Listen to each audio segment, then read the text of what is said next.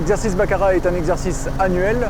C'est un exercice interarmes que nous faisons cette année dans les Alpes. Le but de l'exercice est bien évidemment de faire de la préparation opérationnelle pour préparer nos régiments à s'engager en BSS notamment, mais pas uniquement, à Djibouti aussi et en RCI.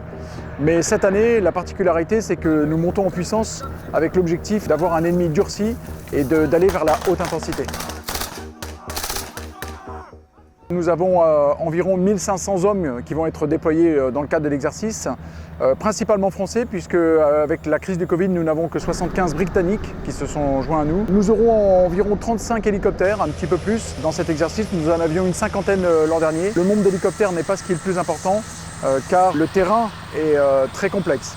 Et bien sûr, avec nous, nous avons également le 4e chasseur qui se déploie dans son intégralité et une compagnie du 27e bataillon de chasseurs alpins.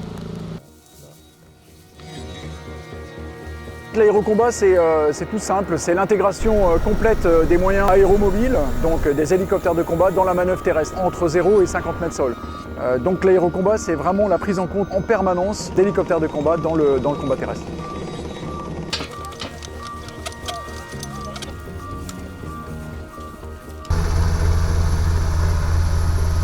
Quand on considère la menace qui est la nôtre, qui souvent est capable de se déployer rapidement, assez furtive, eh bien l'hélicoptère permet d'ajouter cette capacité à aller vite et loin. L'hélicoptère, très concrètement, il apporte des moyens de combat qui sont complémentaires des autres moyens de combat terrestre. Donc il a à la fois une capacité de manœuvre qui peut être logistique, sanitaire, mais il a aussi une grande capacité de feu très réactive et qu'il peut déployer dans la profondeur.